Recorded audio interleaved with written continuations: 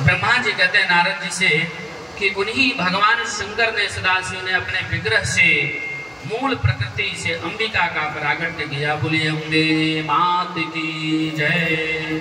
पश्चात भगवान शंकर ने काशीपुरी का निर्माण किया, जिसको हम अविमुक्त क्षेत्र कहते हैं। और काशी का एक नाम है आनंदवन। ब्रह्मा जी कहते हैं, हे तात, हे पुत्र नारद, भगवान शंकर और माता पार्वती उसी आनंदवन में निवास करते हैं।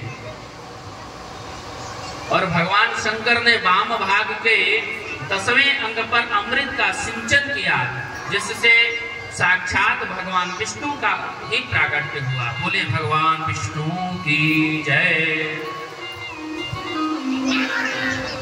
तब भगवान शंकर ने कहा, आप व्यापक हैं और इसी से आपका नाम विष्णु होगा, आप तप करें।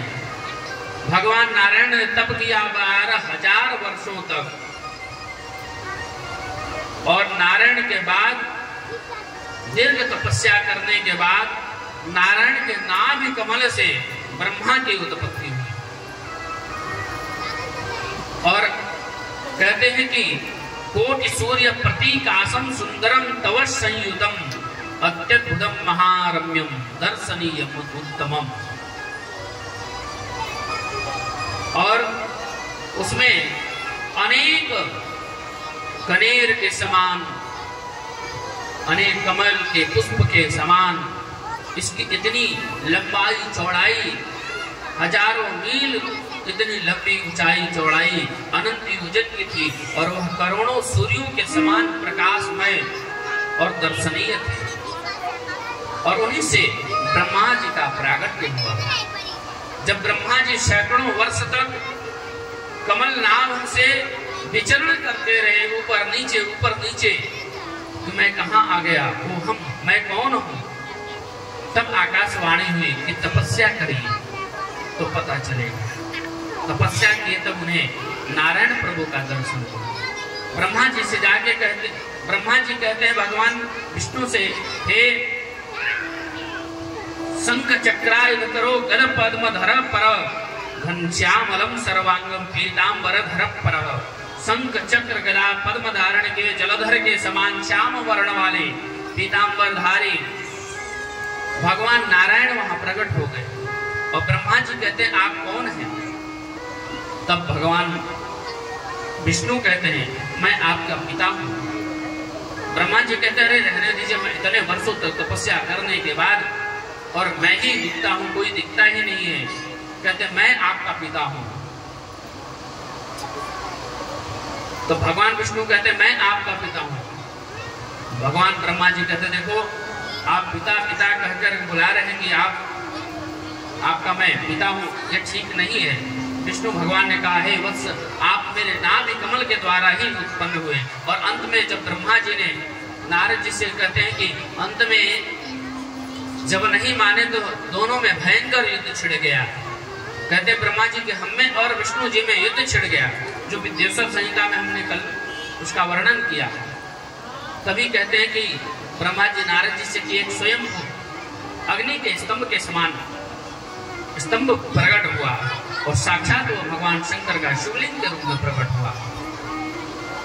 और भगवती उमा के साथ वहां प्रकट हुए।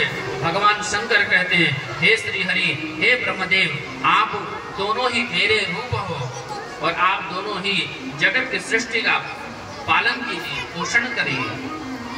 भगवान विष्णु कहते हैं, भवेर भक्ति नव नित्यम त्वयि चाव्य विचारणी। हे प्रभु, आप में हम दोनों की अविचल भक्ति बनी रहे। तब भगवान शंकर कहते हैं नारायण प्रभु से, हे ब्रह्मदेव, हे विष्णु, आप में अविचल भक्ति बनी रहेगी। और विष्णु भगवान कहते हैं कि मम भक्तस्य यः स्वामी तव निद्राम करिष्यति। अगर मेरा कोई भक्त अगर आपकी निंदा करता है तो वह नरक में जाएगा, नरक की यातना को भोगेगा।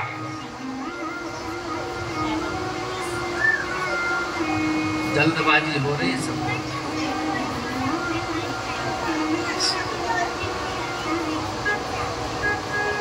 पाँच मिनट की और कथा है, फिर उसके बाद आराम से घर जाना, घर जाकर के खा पी करके सोना ही है।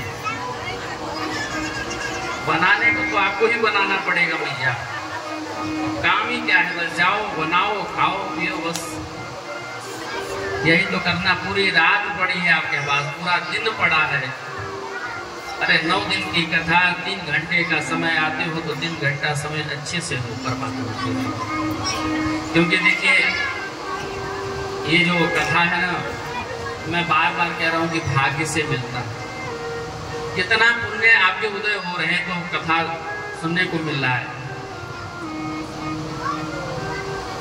तो मैं जितना बखान करूं आप लोगों का कि आप अपना बहुमूल्य समय दे रहे हैं उतना कम है। लेकिन देखिए जीवन परमात्मा के लिए देना चाहिए, हम उन्हीं के हैं। तो अगर परमात्मा के लिए 3 घंटे दे रहे हैं तो कोई बहुत बड़ी बात नहीं है।